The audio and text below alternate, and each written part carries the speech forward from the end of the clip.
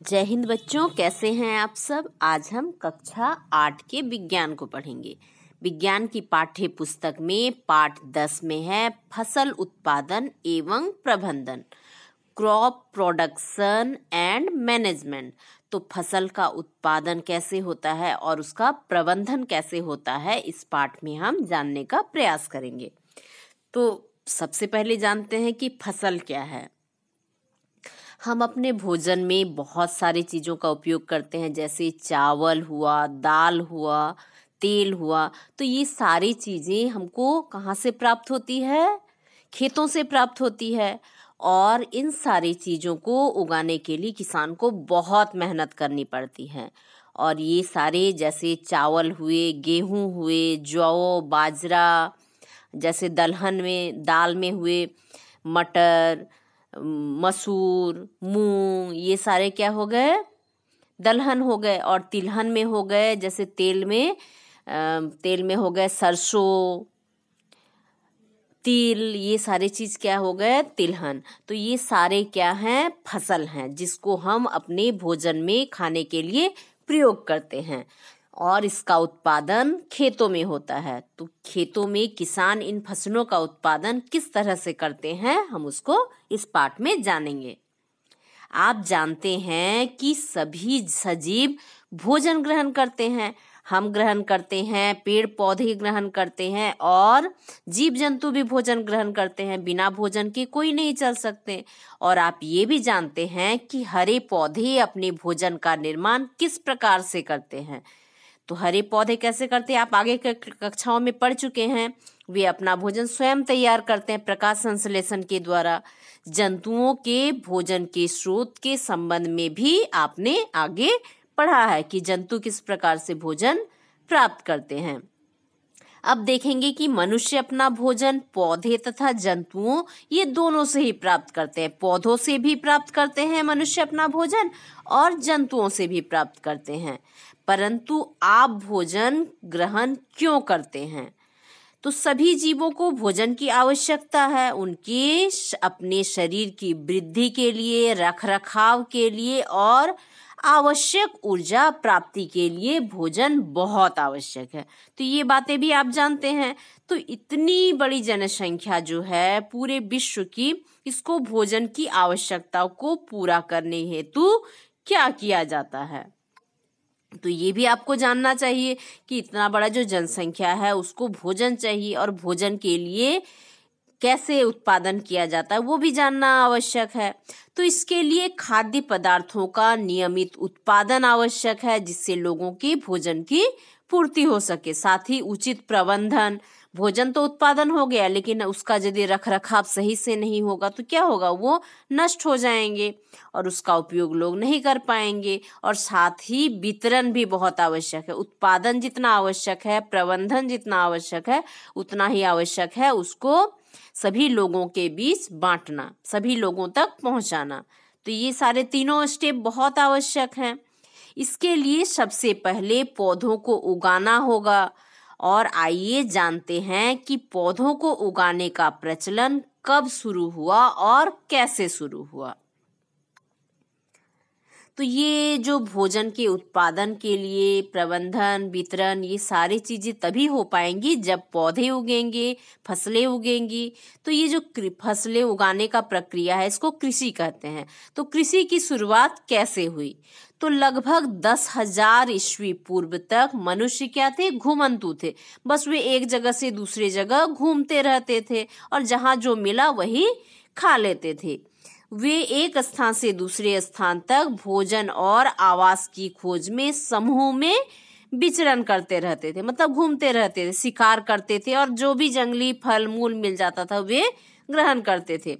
वे कच्चे फल और सब्जियां खाते थे। तो उस समय तक लोगों को पकाना नहीं आता था। वे जो भी कच्चा मिल जाता था, फल मूल, वो उसको खा लेते थे। उन्होंने भोजन के लिए जंतुओं का शिकार करना प्रारंभ किया। वे क्या करते थे? जो जानवर मिल जाते थे, जंगली जानवर, उसको शिकार करके अपने भोजन के रूप में उसको ग्रहण करते थे, बस चबा लेते थे। जब आग का आविष्कार नहीं हुआ था, उससे पहले जब शिकार किया जाता था तो कच्चा ही मांस खा लिया जाता था। फिर समय के साथ साथ खेती कर चावल, गेहूं और अन्य खाद्य फसलों को उगाने लगे और इस प्रकार क्या हुआ, कृषि का शुरुआत हुआ। शुरू में वे लोग क्या करते थे, शिकार करते थे जानवरों का, उसको कच्चा मांस खा लेते थे। जंगल में जो भी फल मूल मिला वो खाकर अपना पेट भर लेते थे। लेकिन धीरे धीरे क्या होता होगा, जहां वे रहते होंगे वहां आसपास उन बीजों को गिराते होंगे जो फल वे खाते हैं। तो जब उसमें बीजों को पानी मिलता है तो धीरे धीरे क्या होता है, उसमें अंकुरन हो जाता था, पौधे तैयार हो जाते थे। तब वे लोग सोचते होंगे कि यदि हम बीजों को इकट्ठा करके एक जगह बो दें तो क्या होगा कि उनको घूम घूम कर फल के लिए पूरे जंगल की तलाश नहीं करनी होगी, उनको एक जगह में मिल जाएगा। तो शायद इस तरह से उनके दिमाग में ख्याल आया होगा कि हम एक जगह पर पौधों को तैयार कर सकते हैं। और इस तरह से धीरे धीरे उसमें परिवर्तन होते होते लोगों ने कृषि करना शुरू कर दिया। और कृषि करने से क्या हुआ, जब पौधों को एक जगह वे लगाएंगे तो क्या होगा, उनकी देखभाल करनी होगी, पौधे को तैयार होने में समय लगेगा, फल पर लगने में समय लगेगा। तो धीरे धीरे वे क्या किए, एक जगह पर रहने लगे, पौधों की देखभाल करने लगे और कृषि की शुरुआत हो गई। फसल, जब एक ही किस्म के पौधे किसी स्थान पर बड़े पैमाने पर नियमित रूप से लगाए जाते हैं उसे फसल कहते हैं। जब एक ही तरह के पौधे, जैसे धान के पौधे हुए तो धान के ही पौधे, गेहूं के हुए तो गेहूं के, सरसों के तो सरसों के, जब एक ही तरह के पौधे एक स्थान पर नियमित रूप से एक के बाद एक हर साल लगाए जाने लगे तो उसे क्या कहते हैं, फसल कहते हैं। उदाहरण के लिए मकई की फसल का अर्थ है कि खेत में उगाए जाने वाले सभी पौधे क्या होंगे, मकई के होंगे। मतलब एक जगह में मकई का खेती किया जाएगा, धान का किया जाएगा तो पूरे खेतों में धान का किया जाएगा। मतलब ये नहीं कि जो जो बीज मिला उसमें डाल दिए। तो एक ही तरह के फसल को तैयार करना, एक ही तरह की पौधों को तैयार करना, उसकी खेती करना ही फसल है। ठीक है। क्या फसलें एक ही प्रकार की होती हैं? नहीं, ये विभिन्न प्रकार की होती हैं, जैसे कि अन्न, सब्जियां और फल। तो कुछ जो फसल होती हैं वो अन्न के लिए होते हैं, जैसे हो गया चावल, गेहूं, जौ, बाजरा, रागी, ये सब हो गए अन्न के लिए। सब्जियां जैसे हो गए बैगन, टमाटर, आलू, मूली, गाजर और गोभी, ये सारे क्या हो गए, सब्जियां। और फल क्या हो गए, सेब, संतरा, केला, अंगूर, ये सारे फल हो गए। तो फसल भी अलग अलग तरह के होते हैं, अन्न की फसल होती हैं, सब्जियों की फसल होती हैं और फलों की भी होती हैं। तो भारत के विभिन्न भागों में विभिन्न प्रकार की फसलें उगाई जाती है। भारत में ताप, आर्द्रता और वर्षा अलग अलग क्षेत्रों में अलग अलग होता है और देश के विभिन्न भागों में विविध प्रकार की फसलें उगाई जाती, क्योंकि कहीं पर बहुत ज्यादा बारिश होती है, कहीं पर बहुत कम, कहीं तापमान बहुत ज्यादा होता है तो कहीं कम। तो इसके अनुसार जहां जिस फसल को जैसे तापमान, जैसे वर्षा की आवश्यकता होती है, वैसे अलग अलग जगहों में वैसे ही फसल उगाई जाती है। मौसम के अनुसार फसलों के 3 प्रकार हैं। तो मौसम के अनुसार 3 तरह की फसलें होती हैं। पहला है खरीफ फसल, दूसरा है रबी फसल और तीसरा है जायद फसल। ठीक है। तो पहला जो है खरीफ फसल, वो क्या होता है देखते हैं। तो क्या आप बता सकते हैं कि जो धान है, मकई है, मूंगफली आदि किस मौसम में बोया जाता है? तो ये सारी फसलें मुख्यतः हम अपने भोजन में उपयोग करते हैं। धान मतलब चावल का उपयोग, मकई का, मूंगफली का। तो ये जो फसल हैं ये कब बोए जाते हैं? इन फसलों को वर्षा ऋतु जून जुलाई में बोया जाता है। तो जो धान, मकई, मूंगफली हैं इसको जून जुलाई में जब वर्षा होती है भारत में उस समय बोया जाता है तथा फसल की कटाई अक्टूबर से दिसंबर तक होती है। जून जुलाई में बोया गया, फसल तैयार हुआ और अक्टूबर दिसंबर तक ये फसल तैयार हो गया और उसकी कटाई कर ली गई। सोयाबीन, कपास सभी क्या है, खरीफ फसल के उदाहरण हैं। तो ये सारे क्या हैं, खरीफ फसल के उदाहरण है। सोयाबीन, कपास और धान, मकई, मूंगफली सारे खरीफ फसल है जिनकी बुआई होती है जून जुलाई में और कटाई होती है अक्टूबर से दिसंबर। देखिए ये है धान के खेत, ये धान के खेत हैं, ये मकई का खेत और ये कपास का खेत। ये सारे क्या हैं? खरीफ फसल हैं, ठीक है, जो वर्षा ऋतु में उगाई जाती है। अब है रबी की फसल। जो रबी फसल है वो शीत ऋतु में बोए जाने वाले तथा मार्च तक कटाई वाले पौधों को रबी फसल कहा जाता है। तो जो शीत के समय में जो फसल उगाई जाती हैं वे रबी फसल आते हैं और ये मार्च तक इसकी कटाई हो जाती है। जैसे उसमें रबी की फसल में हो गए गेहूं, चना, आलू आदि, ये शीतकाल के फसल हैं। इसको अक्टूबर में बोया जाता है, जब ठंड पड़ती है उस समय इसको बोया जाता है। जब खरीफ फसल को काटा जाता है अक्टूबर से दिसंबर को, उस समय रबी की फसल को बोया जाता है। तो इसमें आएंगे गेहूं, चना, आलू, ये सारे फसल। और इसकी जो कटाई होती है वो मार्च में होती है, मतलब इसको बोया जाता है अक्टूबर में और कटाई होता है मार्च में। और इसके अतिरिक्त मटर होते हैं, जो दलहन की फसलें, तिलहन की फसलें हैं, तेल जिससे तैयार होता है, और दलहन जैसे मटर हो गए और सरसों, अलसी ये हो गए, तेल के लिए तैयार किए जाते हैं। ये सारे क्या हैं? रबी की फसलें हैं। इसको शीतकाल में या फिर ठंड में लगाया जाता है, बोया जाता है। देखिए ये गेहूं का खेत है जिससे हमारी रोटियां बनती है, ये सरसों का खेत जिससे तेल बनता है, और ये मटर का खेत और जिसका दाल बनाया जाता है। अब है जायद फसल,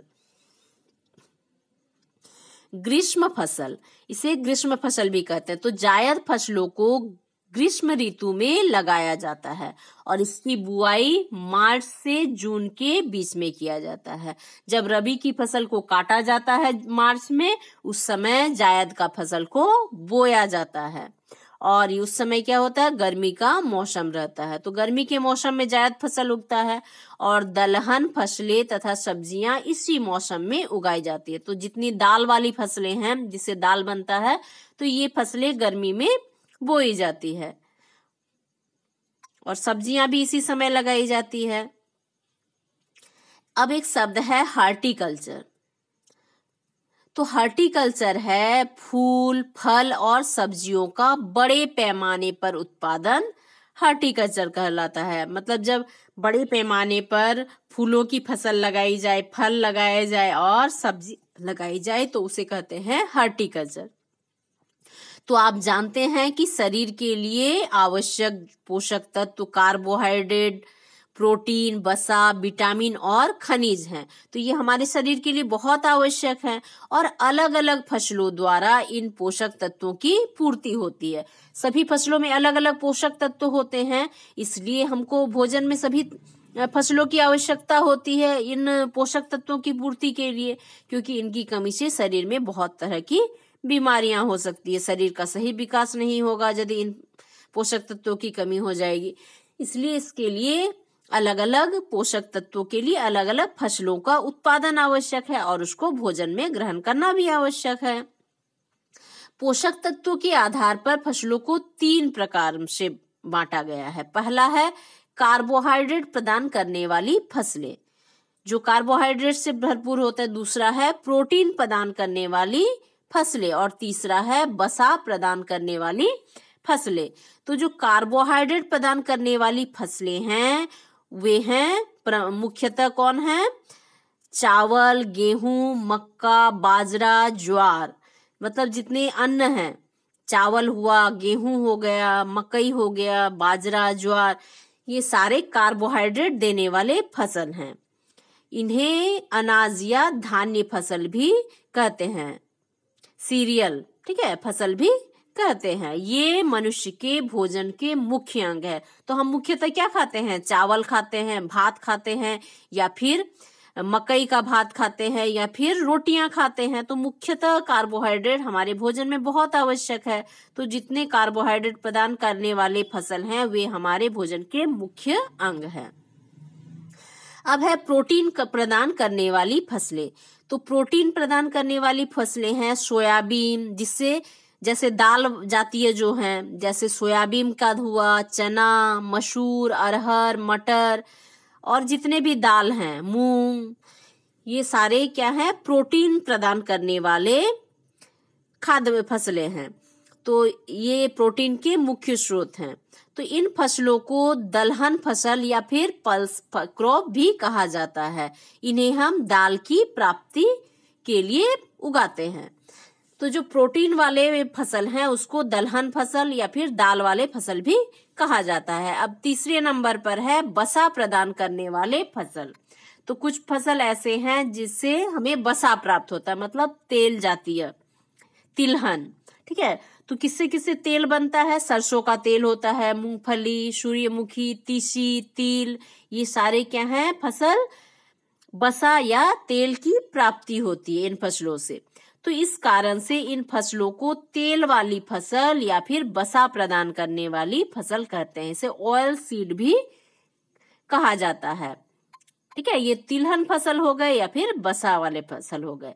तो इन बीजों से बसा या तेल प्राप्त होता है। किनसे? सरसों, मूंगफली, सूर्यमुखी, तीसी, तिल, इनसे तेल प्राप्त होता है। और कुछ अन्य फसल होते हैं जो विटामिन एवं खनिज लवण वाले। तो विटामिन एवं खनिज लवणों की प्राप्ति मुख्यतः सब्जियों और फलों से होती है। तो जो सब्जी और फल होते हैं उससे विटामिन प्राप्त होते हैं, खनिज लवण प्राप्त होते हैं। तो अब से आप भोजन सिर्फ टेस्ट के लिए, जीभ को खुश करने के लिए नहीं खाइए। ये सारे जो पोषक तत्व हैं उसको पाने के लिए अलग अलग तरह के फसलों को अपने। तो बच्चे क्या करते हैं, ज्यादातर सब्जियां नहीं पसंद करते हैं, आलू खाते हैं, दाल नहीं खाना चाहते हैं। तो इसलिए दाल भी आवश्यक है आपके शरीर के लिए, तेल भी आवश्यक है और कार्बोहाइड्रेट भी आवश्यक है। इसलिए और विटामिन भी चाहिए, खनिज लवण चाहिए। इसलिए फल, सब्जी, दाल का और चावल, रोटी, सारे चीज आपके खाने में जरूर होने चाहिए। तो ये सोच के खाइए कि हमको कार्बोहाइड्रेट भी चाहिए, प्रोटीन भी चाहिए और वसा भी चाहिए।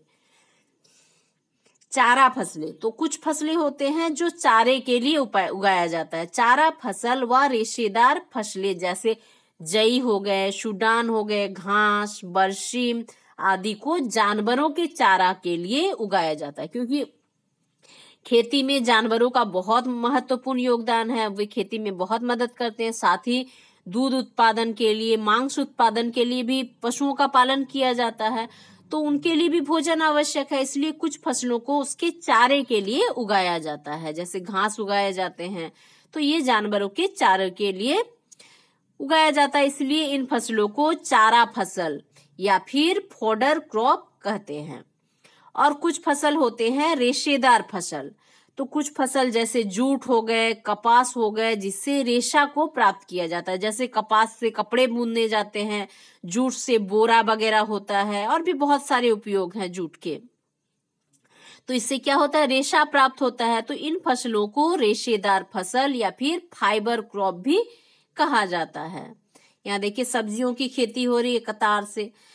तो इस तरह से सब्जियों की खेती होती है। और खेती के लिए किसान को बहुत मेहनत करना पड़ता है। जैसे बच्चों को पालने के लिए कितना ख्याल रखना पड़ता है, उसी तरह किसान को बहुत धूप, गर्मी, ठंडा में अपने पौधों की देखभाल करनी पड़ती है। उसको पानी और बहुत ही मेहनत से उसको जत्न करना पड़ता है।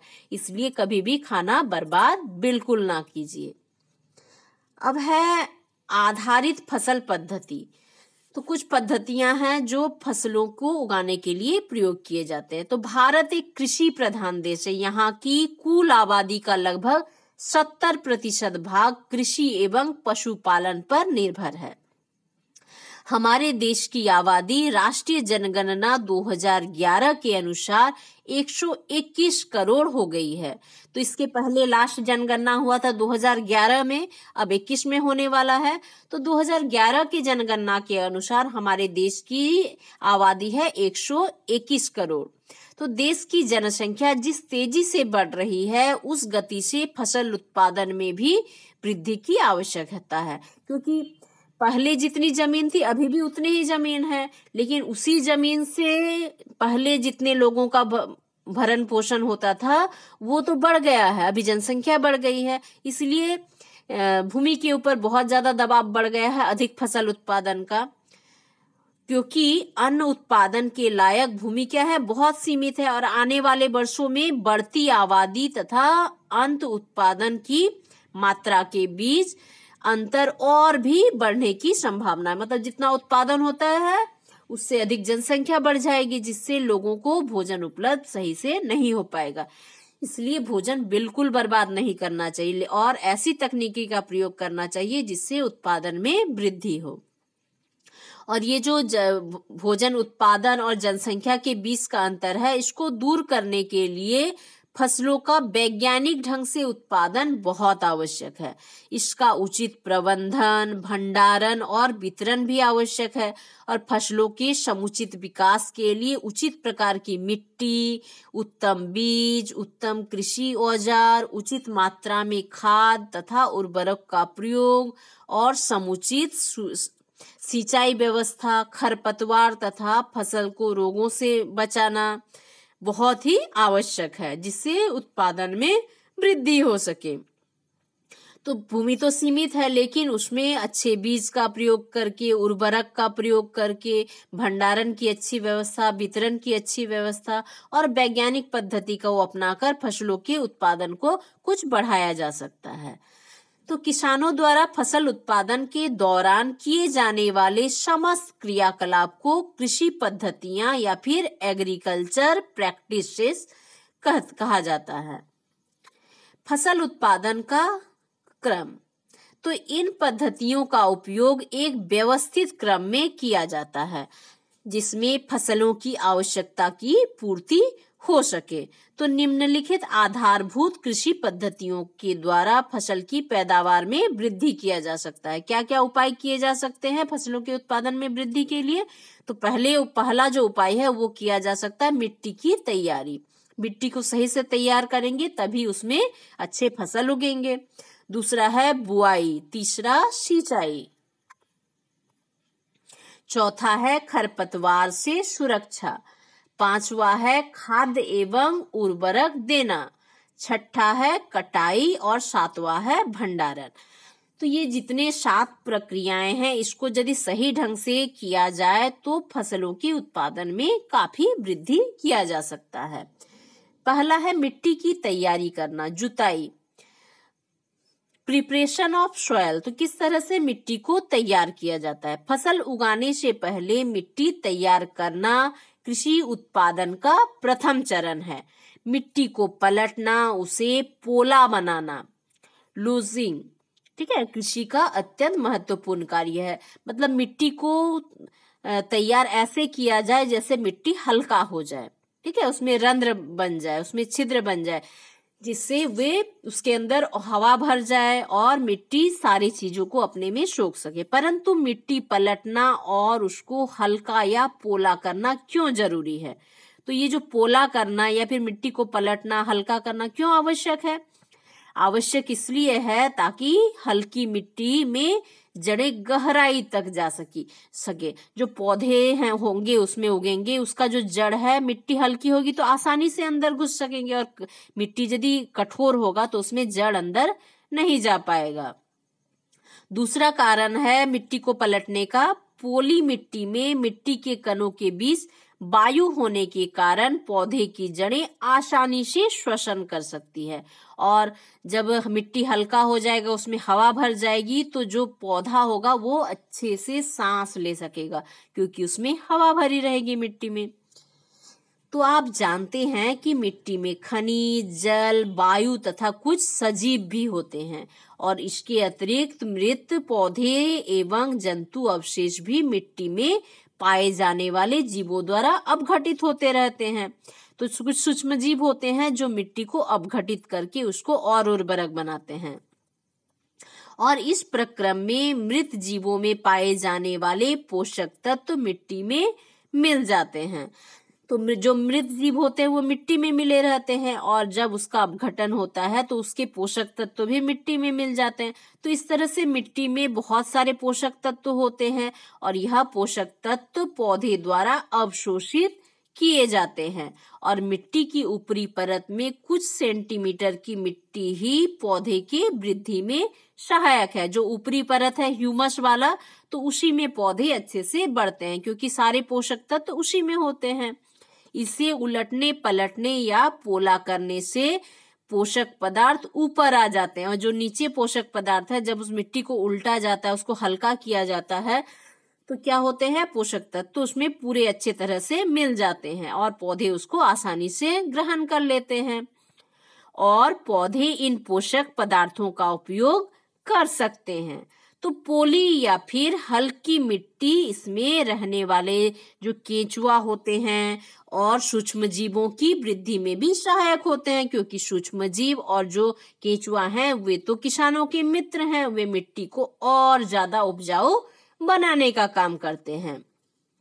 यह जीव किसानों के मित्र हैं और ये मिट्टी को उलट पलट कर पोला बनाते हैं। तो जहां केंचुए रहेंगे मिट्टी में, वो मिट्टी क्या होगा, बहुत हल्का होगा और पोषक से भरपूर होगा, और ये केंचुआ ह्यूमस बनाने का भी काम करते हैं। अतः मिट्टी को उलटने पलटने एवं पोला करना फसल उगाने के लिए अत्यंत आवश्यक है और ये एक महत्वपूर्ण स्टेप है। मिट्टी को उलटना पलटना एवं पोला करने की जो प्रक्रिया है उसको कहते हैं जुताई। मतलब वो जो जुताई होता है, पहले हल से किया जाता था, बैल हल के द्वारा, लेकिन अभी ट्रैक्टर के द्वारा भी इसको किया जाता है।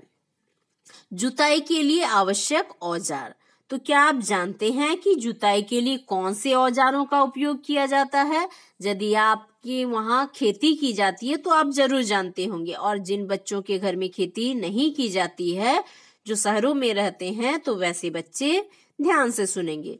जुताई के लिए लकड़ी एवं लोहे के विशेष औजार प्रयोग किए जाते हैं, जिन्हें हल कहते हैं। तो प्राचीन काल में अधिकतर क्या होता था, हल का ही प्रयोग किया जाता था। यह हल लकड़ी या लोहे का बना होता है। तो उसके जो छोर होते हैं वहां लोहा लगा रहता है और ऊपर जो उसका हैंडल रहता है वो लकड़ी का होता है। इसे बैल, भैंस, ऊंट, पशु या ट्रैक्टर से खींचा जाता है। तो इसको खींचने का काम कौन करते हैं, पशु के द्वारा खींचा जाता है। और पशु द्वारा खींचे जाने वाले हल को मात्र एक ब्लेड होता है, जिसमें पशु को लगाया जाता है उसमें एक ब्लेड होते हैं, लेकिन जब ट्रैक्टर में से हल किया जाता है तो उसमें कई सारे ब्लेड आपस में जुड़े होते हैं। इसीलिए हल जो जानवर से हल का प्रयोग किया जाता है जानवर के द्वारा, उसमें थोड़ा समय लगता है, और ट्रैक्टर में बहुत सारे ब्लेड लगे रहते हैं, इसलिए वो अधिक जल्दी काम करता है और जल्दी जुताई हो जाता है। ट्रैक्टर का प्रयोग बड़े कृषि क्षेत्र की जुताई के लिए किया जाता है। तो जो बड़े बड़े खेत होते हैं उसके लिए ट्रैक्टर तो उपयुक्त है, लेकिन हमारे देश में क्या है, जो खेत है बहुत बंटवारा के बाद, यदि एक पिता के 4 भाई हैं तो चारों में बंटवारा हो जाता है, जिससे क्या होता है, छोटे छोटे खेत हो जाते हैं। और छोटे खेतों में ट्रैक्टर इतना सही नहीं रहता है, क्योंकि ट्रैक्टर तो बड़े खेतों के लिए उपयोगी है। इसलिए वैसे जगहों में जानवर की सहायता लेकर हल का प्रयोग किया जाता है। जुताई के फायदे। तो क्या आप जानते हैं कि जुताई से क्या क्या फायदा होता है? जुताई से जो मिट्टी होती है वो हल्की हो जाती है, ढीली हो जाती है और भुरभुरी हो जाती है। और यदि सख्त मिट्टी होगा, इसमें पौधा लगाएंगे तो वो क्या होगा, कुछ दिन चलेगा फिर मर जाएगा। लेकिन मिट्टी जब हल्की हो जाएगी, उसमें हवा भर जाएगा, तो वो उसमें पौधे के जड़ को आराम से जाने देगा। इससे पौधे की जड़ क्या होंगे, गहराई तक जाने में आसानी होगी उनको। और जुताई करने से मिट्टी की जल धारण क्षमता भी बढ़ जाएगी, वो अपने में जल को, पानी को संग्रह कर रख पाएगा। लेकिन कठोर मिट्टी की होगी तो क्या होगा, उससे मिट्टी से पानी बह जाएगा और वहां जल का संग्रह नहीं हो पाएगा। तो विभिन्न प्रकार के खरपतवार, वीड, खरपतवार को कहते हैं वीड, भी जुताई के दौरान जड़ से उखड़ जाते हैं तथा नष्ट हो जाते हैं। तो जुताई से और एक फायदा होता है कि यदि जो घास वगैरह उगे होते हैं और ऐसे पौधे जो फसल को नुकसान पहुंचा सकते हैं, तो वैसे पौधे जब जुताई होता है उस समय उसकी जड़ के सहित वे उड़ जाते हैं और नष्ट हो जाते हैं। देखिए यहाँ जुताई के कुछ औजार दिए गए हैं। ये कुदाल है और ये उसी तरह का यंत्र है। इसमें नुकीला, ये लोहे का बना रहता है और इसका उपयोग भी, इसमें क्या करते हैं, इसमें एक लकड़ी का छोर लगा दिया जाता है, हैंडल, और इसी से जुताई का कार्य किया जाता है। ये देखिए ट्रैक्टर से जुताई हो रहा है खेतों का। तो इसमें क्या है, बहुत सारे ब्लेड लगे हुए हैं। ये देखिए बहुत सारे ब्लेड लगे हैं ना।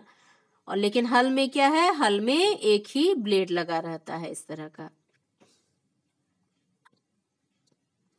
अब देखिए पशु द्वारा जो हल का प्रयोग होता है तो वो इस तरह का होता है, हल से जुताई।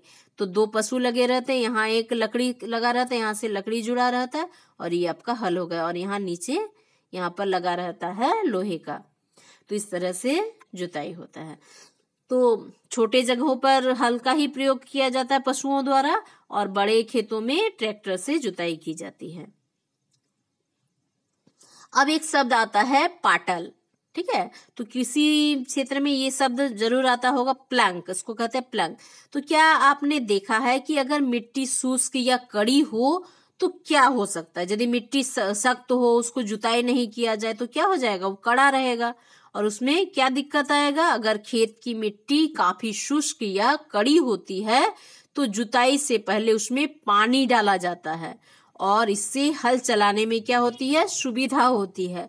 और जुताई करने के बाद खेतों में मिट्टी के बड़े बड़े ढेले बन जाते हैं, जिसे पाटाल की सहायता से तोड़कर समतल किया जाता है।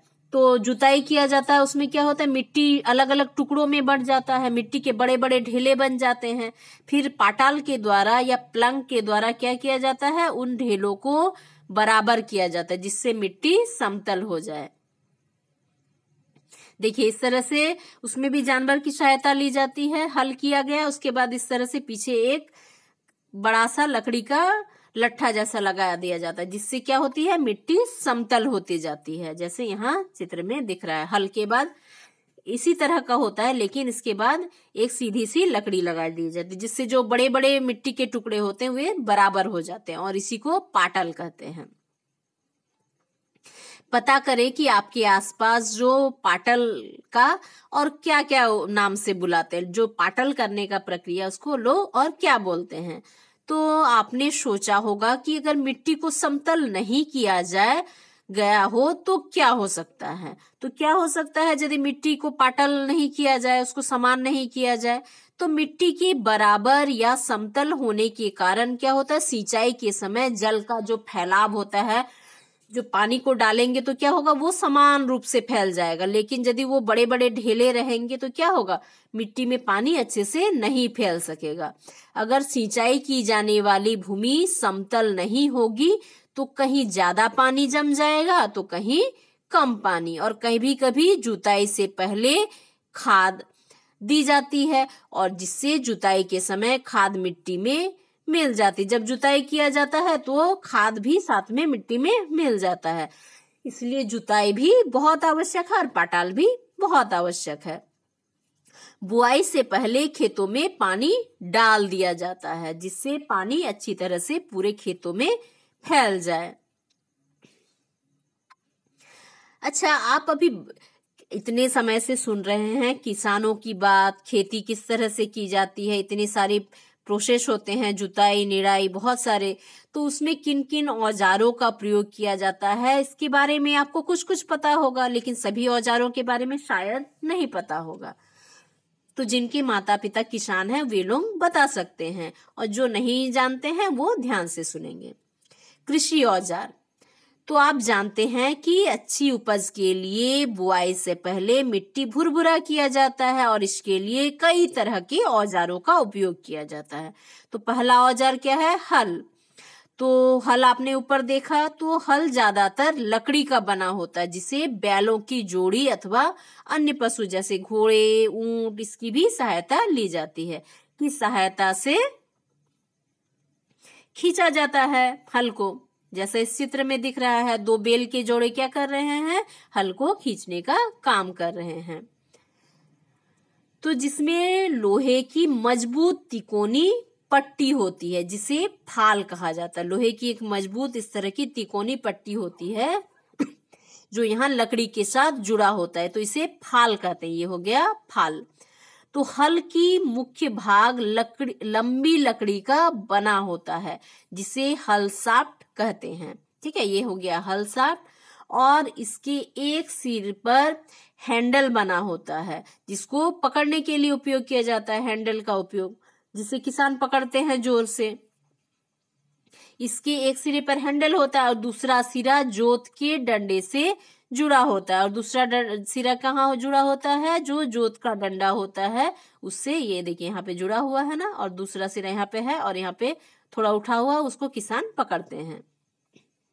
और इससे क्या किया जाता है? बैलों के गर्दन पर के ऊपर रखा जाता है और इसको बांध दिया जाता है इस तरह से। ठीक है, ये का हल का एक सिरा यहाँ हो गया और इसको इनके ऊपर रखकर यहाँ बांध दिया जाता है उनके गले से। गर्दन के ऊपर रखा जाता है और एक जोड़ी बैल एवं मनुष्य इसे सरलता से चला सकते हैं। इसके लिए बस एक व्यक्ति की आवश्यकता होती है, जैसा कि चित्र में दिख रहा है। अब है कुदाली। तो कुदाली के बारे में जानते हैं। अब कुदाली का भी उपयोग किया जाता है मिट्टी को जुताई के लिए। तो कुदाली एक सरल औजार है और जिसका उपयोग खरपतवार निकालने एवं मिट्टी को पोला करने के लिए किया जाता है, मिट्टी को हल्का करने के लिए किया जाता है। इसमें लकड़ी अथवा लोहे की छड़ होती है। तो इसमें जो लकड़ी या फिर लोहे का छड़ होता है और उसके एक सिरे पर लोहे का इस तरह का बना रहता है। ठीक है, इस तरह का ये लोहे का रहता है। यहाँ पे लोहे का भी हो सकता है या फिर ये लकड़ी का हैंडल होता है। देखिए जैसा चित्र में दिख रहा है। और जो लोहे का होता है वो चौड़ी और मुड़ी प्लेट लगा होता है जो ब्लेड की तरह कार्य करता है। देखिए ये है ना, ये हो गया कुदाल। और यहाँ पे हैंडल लगा हुआ लकड़ी या फिर मेटल का भी हो सकता है, लोहे का भी हो सकता है। ये हो गया कुदाल। तो इस तरह से आपने औजारों के बारे में जाना। और एक औजार के बारे में जान लेते हैं, कल्टीवेटर। तो आपने कल्टीवेटर का नाम सुना होगा और हो सकता है नहीं भी सुना हो। तो इसे ट्रैक्टर में लगाकर खेतों की जुताई की जाती है। तो जैसे हल जो हुआ या कुदाल हुआ, उसमें एक ही ब्लेड होते हैं। कुदाल में एक ब्लेड होता है, हल में भी एक फाल होते हैं। लेकिन जिसको ट्रैक्टर से जोड़ दिया जाता है वो उसमें बहुत सारे ब्लेड होते हैं। देखिए कितने सारे ब्लेड है ना, इधर भी ब्लेड है, इधर भी ब्लेड है, जिससे आसानी से खेती हो जाता है और बड़े क्षेत्रों को कम समय में किया जा सकता है। तो ये जो हो गए, ये हो गया कल्टीवेटर। कल्टीवेटर के उपयोग से श्रम एवं समय दोनों की बचत होती है, क्योंकि इसमें बहुत सारे ब्लेड लगने से ये आसानी से और कम समय में हो जाता है। तो इस तरह से आपने जाना बहुत सारे यंत्रों के बारे में जिसका उपयोग खेतों में किया जाता है, फसल उत्पादन के लिए किसान भाई करते हैं। तो इसके आगे हम बुआई पढ़ेंगे। आज हमने जुताई पढ़ लिया। इसमें बहुत सारे शब्द आए, जैसे हो गया पाटाल करना और मिट्टी को हल्का करना, पलटना और पोली करना। तो ये सारे शब्द आ गए। इसको आप अच्छे से पढ़ेंगे और किसानों का सम्मान करेंगे, क्योंकि किसान बहुत मेहनत करते हैं आपको अन्न देने के लिए, इसलिए अन्न को भी बिल्कुल बर्बाद नहीं करेंगे। तो आज के लिए इतना ही। धन्यवाद।